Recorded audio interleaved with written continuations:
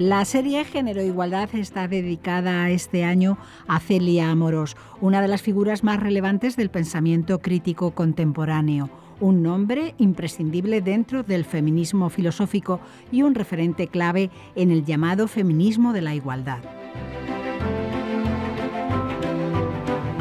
Siguiendo esa estela del feminismo filosófico y del tiempo de feminismo, en el programa de hoy se analizarán los problemas del feminismo actual, con referencia a ciertas cuestiones del ecofeminismo en la era ecológica y poscolonial de la globalización, algunos de los problemas del feminismo occidental en el contexto de la geopolítica viva y una denuncia de la execrable y monstruosa guerra a las mujeres del denominado Estado Islámico y el contraste del fundamentalismo radical islamista con el mundo árabe y musulmán moderado. Estos temas son abordados a continuación en la charla que mantienen la catedrática de Filosofía de la UNED, Teresa Oñate, con su invitada, Ángela Sierra, que ella misma nos presenta. Buenos días, estamos aquí en un programa de homenaje a la gran filósofa feminista Celia Amorós y contamos con la alegría y el honor y el placer de que esté con nosotros la profesora Ángela Sierra de la Universidad de La Laguna, Tenerife, que ha sido decana de esta universidad, es una feminista y filósofa reconocida, reputada, y tenemos la suerte de que viene a una tesis doctoral y ha dicho, pues estoy encantada de contribuir, de participar en este homenaje.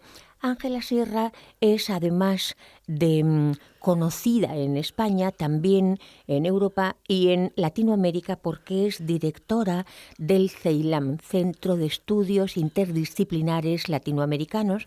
Tiene una publicación en artículos especializados y en libros muy conocidos. Y yo, sin más preámbulo, voy a darle las gracias por estar aquí. Buenos días, Ángela. Buenos días, muchas gracias a vosotros por invitarme. Y también voy a preguntarle entonces, para empezar, ¿cómo conociste a Celia Amorós y qué destacarías de su pensamiento? Conocí a Celia Amorós hace ya muchísimos años. Fue antes de los años 90 el que yo conociera a Celia Amorós. Y en los años 90 le llevé a La Laguna en 2 ocasiones. La primera para hablar del sujeto feminista, que fue un seminario que se hizo en la que colaboró ella, colaboró también Fina Virulé.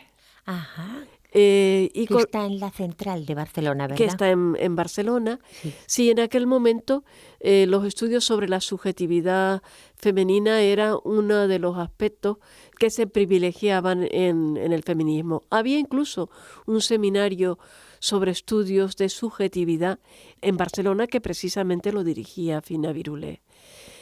Y esa fue la primera ocasión en que yo le pedí que se desplazara a La Laguna, que vino también Montserrat Jufresa, una experta en lenguas clásicas, que hizo una reflexión sobre el feminismo griego, es decir, más que hablar del feminismo griego, hablar de las mujeres que habían destacado en la defensa de la mujer en la Grecia clásica.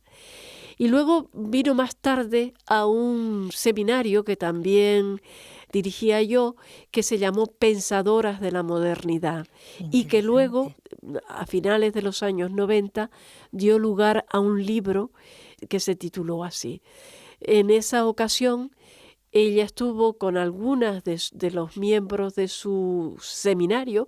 Ella tenía un seminario en la Complutense y se reunían los viernes por la tarde, a veces, pero sistemáticamente, y en ese seminario estudiaban toda la Ilustración. De hecho, fue un tema al que Celia Amorós dedicó mucho tiempo. Y muchas en ese otro seminario, Pensadoras de la Modernidad, vino, que además era un seminario en el que se conmemoraba los 200 años de la universidad, de la fundación de la Universidad de La Laguna. vinieron alumnas suyas de las dos orillas, porque no solo vinieron de la Complutense, sino que también, entonces Celia estaba en la Complutense, creo recordar. Sí, estuvo bastante tiempo, sino que también vinieron de América Latina. Entre ellas estuvo María Luisa Femenía y María Pía Lara. Fue un seminario muy interesante que provocó mucho debate y que aún se recuerda por las feministas que ahora somos mayores. Estoy hablando de hace bastante tiempo, en el año 91, creo. Así que fíjate, entonces mujeres en Grecia, pensadoras de la modernidad, feminismo e ilustración, feminismo en América Latina, qué recorrido, ¿verdad? Sí, es que era un seminario en que se pretendía colocar varias vertientes. De hecho, fue Celia la que me suscitó el interés sobre Sheila Benjavi, que más tarde vendría también a la Universidad de La Laguna. Yo no la he conocido, he leído cosas suyas, pero no la aprovechando he conocido. Que el BBV la invitaba para hacer un recorrido en distintos centros y universidades españolas, la invitamos también a la Universidad de La Laguna. Ella es sefardí y habla ladino. Fíjate, claro, el dialecto que todavía hablaban los judíos sefarditas antes de la expulsión o luego después cuando se fueron situando en su migración, ¿no? Habla mucho Celia de Sheila Benjavi en este texto, en Tiempo de Feminismo, que en mi edición es de 1997, ella me lo dedicó en el 2002, ¿no? Y que tú decías que conocías una edición en otra editorial, ¿verdad? Portada blanca, sí. Ajá. Y dime una cosa, Ángela, ¿cuál es la situación del feminismo actual y qué 3 problemas destacarías? Bueno, en realidad ya no se puede hablar de feminismo en términos singulares, sino de feminismos, porque en el interior del feminismo las distintas formas de interpretarlo, su significado, su aplicación, ha cambiado mucho desde los años 90 hasta ahora. Es decir, hay un feminismo multiculturalista, hay un feminismo ecologista, aparte de la gran diferencia que se inauguró ya en los años 80 y que se prolongó en parte de los 90, la gran distinción entre el feminismo de la igualdad y el feminismo de la diferencia. Pero actualmente esa separación, por hablar en esos términos, pues ha quedado bastante atenuada por las diferentes corrientes que existen hoy del feminismo. También hay un feminismo proveniente sobre todo de algunos, el feminismo de las colonizadas, que se resisten, es muy interesante. Sí, que incluso argumentan que ciertas formas de feminismo constituyen también formas de colonización. Es decir, hay hoy en día dentro del feminismo un abanico muy amplio de debate que ya no pasa solo por la consecución de la igualdad, que ya se entiende que esto es una reivindicación de la democracia, sino que pasa por problemas múltiples y muy variados. ¿Cuáles son los problemas fundamentales? Sí. Yo creo que el problema fundamental que existe hoy es cómo, de alguna manera, acercar el feminismo de los países que se han vivido la colonización, los países que antes se llamaban subdesarrollados, pero que incluso esta palabra podemos ponerla entre comillas, sí, en la medida que es un término devaluador para hablar algunas veces de culturas antiguas y ancestrales, ¿no? Sí. Los países del tercer mundo, el feminismo del tercer mundo, que se enfrenta a problemas muy diferentes del feminismo europeo o el feminismo anglosajón. Esa es una parte, cómo coordinar esas dos maneras de enfocar el feminismo, sin pretender que el lenguaje del feminismo europeo en todas sus vertientes o el feminismo anglosajón tenga una voz dominante respecto de los otros feminismos. Ese sería uno de los aspectos. Otro de los aspectos que considero importante es cómo coordinar, no sería la palabra apropiada, cómo sacar un poco a la calle el feminismo académico. Claro. Porque el feminismo académico, no solo en España, sino en toda Europa y por supuesto en Estados Unidos, ha producido una cantidad importante de teóricas que no necesitan justificar su ámbito de estudio. Aún existe quien lo cuestiona, pero ya ese tipo de cuestionamiento obedece ya a planteamientos muy regresivos en respeto al papel del feminismo y lo que el feminismo ha significado en el ámbito académico. Interesante. Este sería otro problema, Sí. cómo abrirse a la calle el feminismo académico. Y otro problema que tiene planteado el feminismo, y es un problema muy serio, porque aquí no solo está la teoría, sino la praxis, es cómo mantener las conquistas que en los últimos 30 años se han conseguido.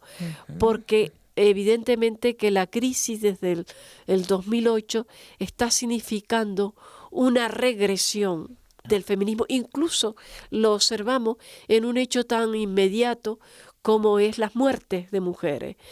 Se había reducido considerablemente las muertes de mujeres, pero estamos ahora, incluso la semana pasada, 3 muertes en una semana. Sí. Yo me ¿Y por qué se eco, produce eso?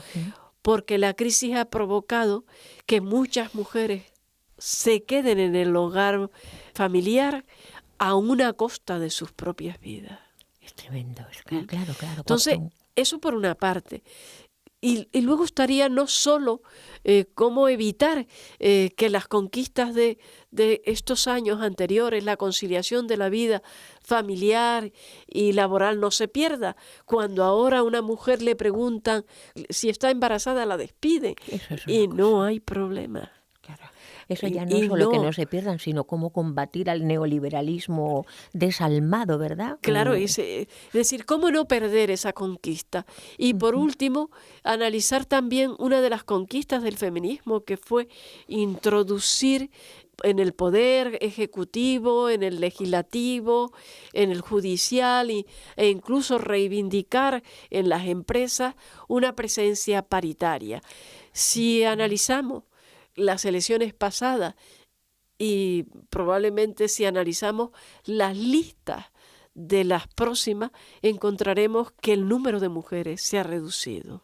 No está aprobado por ley que tengan que ser paritarias, es decir, es un acuerdo de consenso en el interior de los partidos. Y esto que ha demostrado que en momentos de crisis de determinados partidos, también las mujeres pasan a un segundo lugar y ocupan los primeros lugares de la lista, los hombres. Fíjate, Ángela, en relación a esto último, estaba hace poco formando parte del Tribunal del Premio Nacional de Ensayo, precisamente en representación del Centro de Estudios de Género de la UNED, y tuvimos ocasión de discutir, había unos textos de algunas mujeres bastante pertinentes, muy adecuados y lúcidos. Bueno, hubo una discusión con el equipo de los que estaban allí y el argumento, uno de los que yo esgrimía, es que de 47 ediciones ha habido 3 veces solo una elección de una mujer Premio Nacional de Ensayo en España, ¿verdad?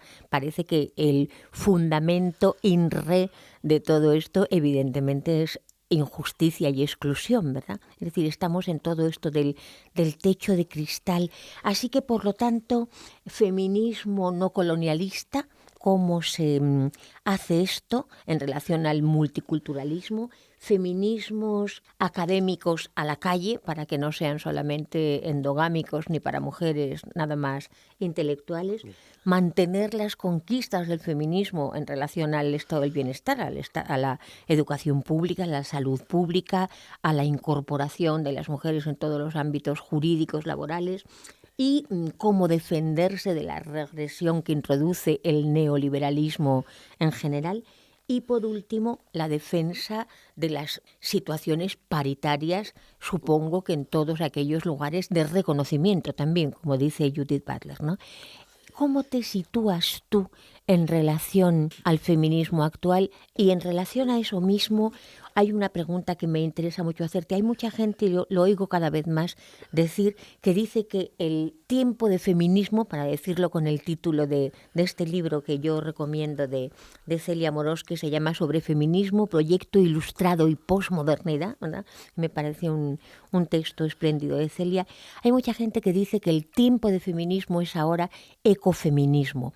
Y hay algunos que dicen que el ecofeminismo no es solo ecologista, sino que tiene que ver con cuestiones geopolíticas, ¿verdad? ¿Qué piensas tú de todo eso? ¿Cómo te sitúas? Y aprovechando que tú estás y que eres conocedora de la situación no solo jurídica internacional, sino de ontología política y geopolítica en relación a esta guerra cínica o teológica que nos asola, ¿cómo te sitúas en relación a todo eso? Bueno, en aquellos que dicen de que el feminismo posible hoy es un feminismo ecologista, les contestaría que en efecto, pero no es únicamente el feminismo. Cualquier pensamiento hoy tiene que hacer una reflexión sobre la manera de armonizar la cultura, la ciencia con la naturaleza. Es decir, en este momento en que incluso se celebran conferencias generales sobre el cambio climático, con pocos avances ciertamente, decir el único feminismo posible es el feminismo ecologista responde a la circunstancia de que no es que el único feminismo posible sea el ecologista, es que el feminismo también, como otros problemas, tiene que abordar el tema ecológico. Pero lo cierto es que el feminismo ha sido un pensamiento vertido a la no violencia con respeto de la naturaleza, a la no explotación. Es decir, que ha sido precisamente un pensamiento capaz de integrar la cultura en la naturaleza.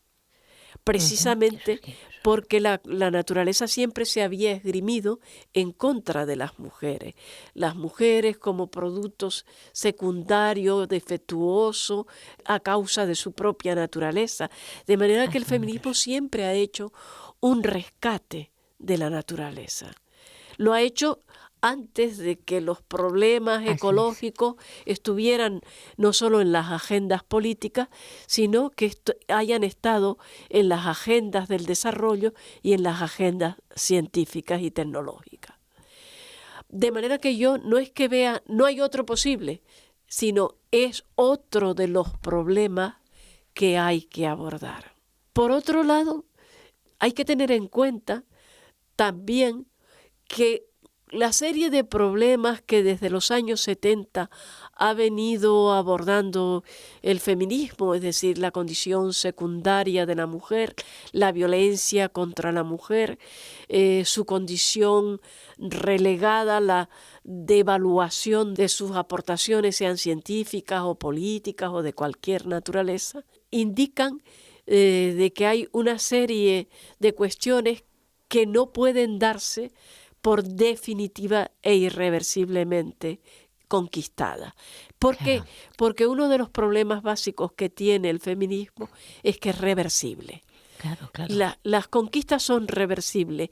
Cada vez que hay una situación de crisis, se produce un avance, un retorno de la mujer que vuelva al hogar, que renuncie a formar parte del ámbito de competencia por el trabajo, por la política, pero no solo que hay un rearme conservador sobre cuáles deben ser las tareas de las mujeres, sino que incluso las propias condiciones del mercado de trabajo llevan a que preferentemente se contrate un hombre. Claro, por eso estás diciendo tú que además, por ejemplo, desde que hay una explicitación de las crisis recurrentes del capitalismo, que de todos modos son recurrentes, pero desde que hay explicitación, desde luego a partir del 2007, precisamente las primeras víctimas de toda esa crisis económica son las mujeres, ¿no? En ese sentido, a mí siempre me interesa en relación con los gay y con con toda la polémica con las queer, ¿verdad? La no asignación de una diferencia solamente genital o solamente sexual, ¿no? Cómo ahí naturaleza no puede decirse en el mismo sentido que el derecho natural, que entonces uno estaría en contra, ¿verdad?, de naturaleza, diría cualquier gay. Me acuerdo de Bátimo cuántas veces protesta, ¿no?, contra la naturaleza así entendida. Y otra cosa, claro, es la naturaleza ecológica, que es el planeta, que son los seres vivos, que son los derechos de los animales, ¿verdad? Pero en efecto ese terreno ya lo ha abonado el feminismo, ¿verdad?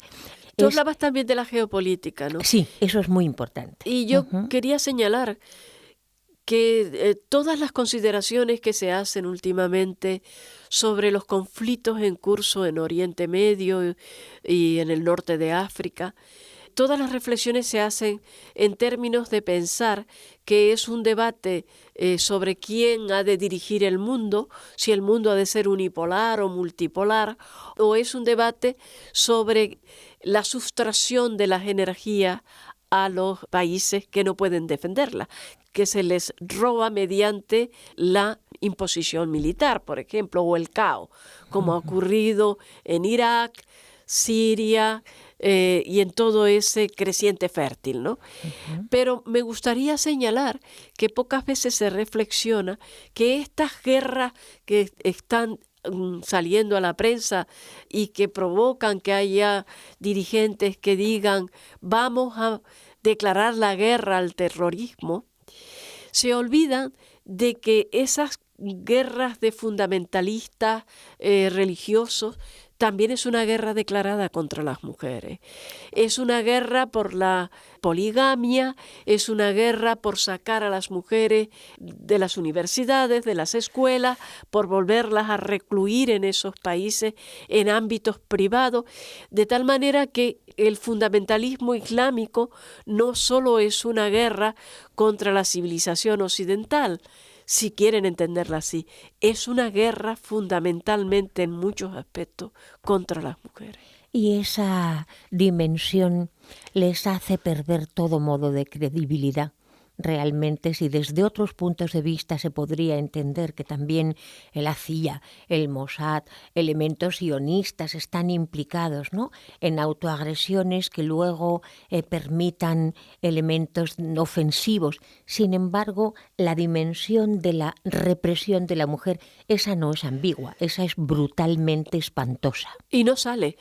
Yo recuerdo cuando se invadió Afganistán, uno de los argumentos que se utilizó era evitar que las mujeres de Afganistán sufrieran el tipo de situación en la que vivían, es decir, el no poder ir al médico, el no poder ser asistida, el no poder ir a la calle si no iban acompañadas por un hombre, el estar constantemente velada. El burka provoca problemas, enfermedades en la vista, que es algo porque no se puede girar.